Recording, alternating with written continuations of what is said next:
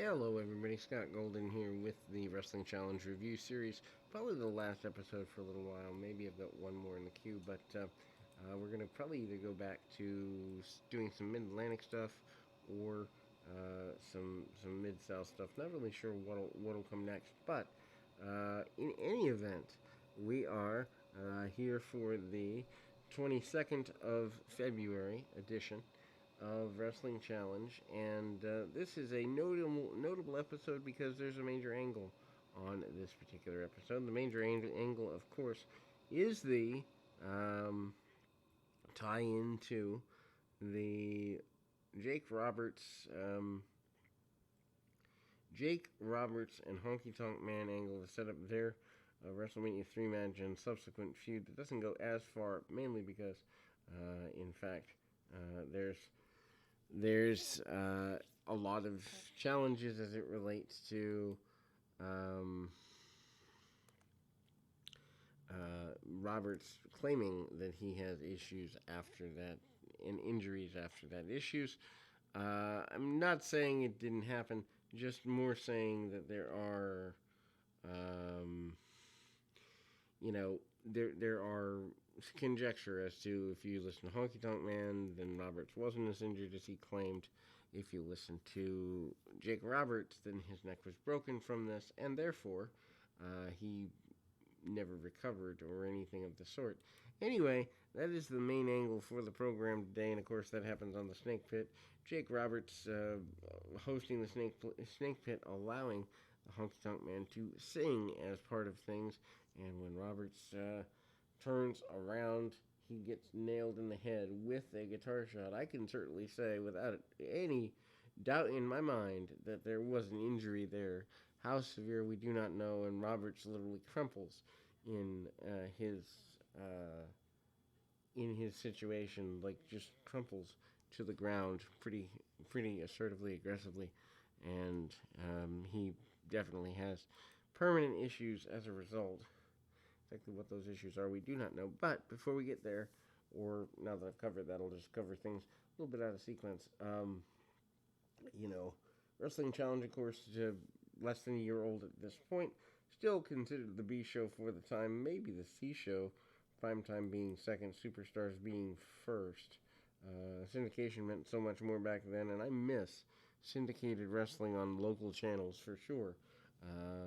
Just because I think there's a certain level of value to that approach. Junkyard Dog going to be here, and so many others.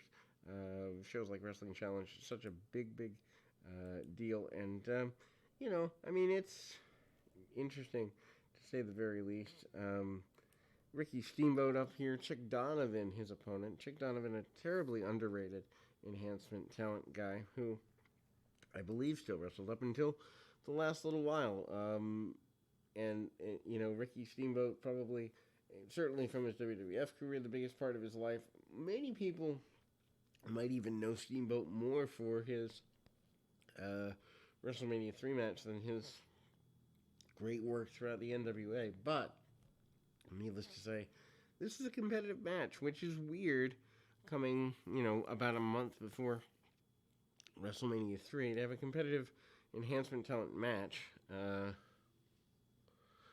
It's an interesting deal.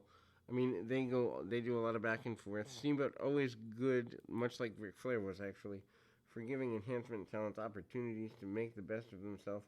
Donovan, though, had been an enhancement talent and a guy who wrestled around mainly the southern states, that sort of area. They wrestle over top wrist lock. Donovan tries to cut him off quite a bit. A couple hard shots, nothing major to write home about, but at the same time, anyway, we see the back chin lock by Steamboat. Steamboat eventually kind of holds on to it, gets up, does a couple chops, goes to the outside. They actually brawl on the outside for a couple of minutes. Steamboat comes back into the ring, eventually hitting the top rope crossbody and getting a victory. Hercules talks about who the most powerful man with the full Nelson's going to be. Certainly thinks that he and not Billy Jack Haynes has that distinction, deserves that distinction. He's very clear. That's a wrestling rebuttal segment from this time period. they don't switch to calling it update until a little bit later. We see a benefit for a commercial for the WrestleMania 3 closed circuit predominantly, although some pay-per-views here in 87, pay-per-view not really predominant until probably a couple of years later, 89, 90, many homes had pay-per-view at that point, but 87, still infancy, you gotta figure, pay-per-view for wrestling only about 2 years old at that point. Anyway, Junkyard Dog makes his way out. Junkyard Dog still in decent shape here. We see him hit some shoulder tackles and take the man down. Junkyard Dog still getting ready for his culmination of feud with King Harley Race, and they actually do an inset promo to that effect. He hits a couple more shoulder tackles, maybe even a low drop kick and a power slam, 1, 2, 3, and obviously he brings the kids in to dance with him. Bobby Heenan cuts a 30-second or so promo regarding the upcoming match with the King and the Junkyard Dog.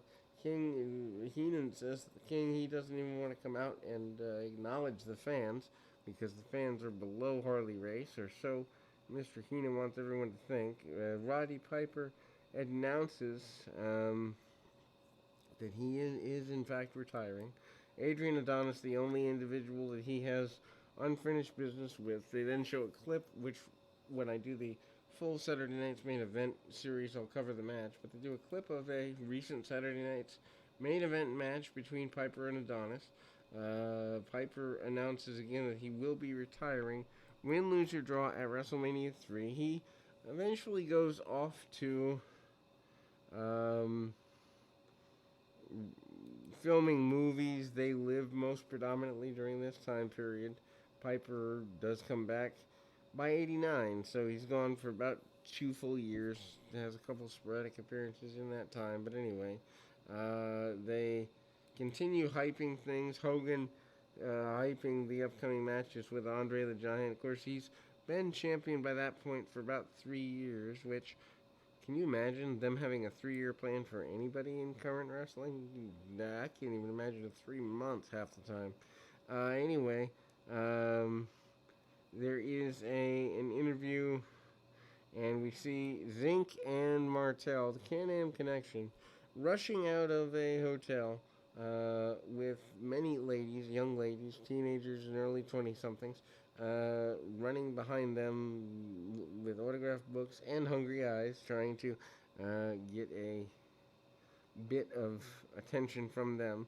Cowboy Bob Orton, the father of Randy Orton, of course, brother of Barry Orton, Cowboy Bob Orton Jr., and Don Morocco here.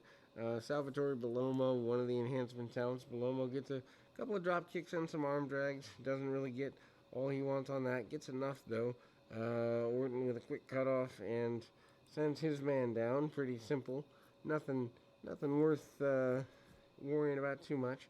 Morocco, who is about a year away from being done with the WWF, maybe a little bit more. Fuji managing both of these guys.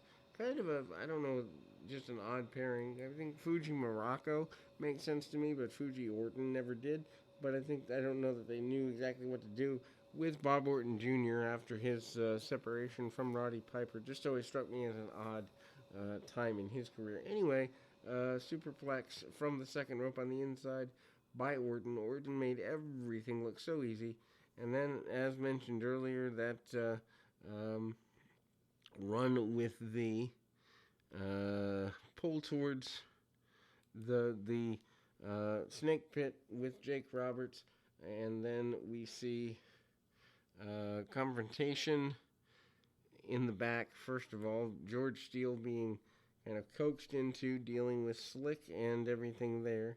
There also is an advertisement, at least in this episode, for the LJN figures. This is before the signing of Hasbro, but wrestling figures there. I did not know that there were as many LJNs as there wound up being. Butch Reed and George the Animal Steele are your, I guess you'd say, main match for the day. Just an interesting run there. Both guys have obviously passed on. Coco Ware giving support to George Steele. At one point, it almost seems like, and I could be wrong here, but Seems like they were going to a Coco Ware and George Steele regular teaming deal during the, I guess you'd say, second half of 1987. Doesn't really take off too well, though. But there's some brawling and unfinished stuff. Reed says that Steele is crazy. Steele makes his way back out and gets his hands finally on Jimmy Hart, and the fans are excited by that. Coco Ware comes out and supports Steele as well. There's a local area house show promo. Junkyard Dog putting over Hulk Hogan and the other baby faces. Nothing really major to write home about there, but it is what it is as far as things are concerned. Junkyard Dog, 85 through 87, probably one of the hottest baby faces in the WWF territory at the time. But we will close with that for right now. We'll be back with more right after this.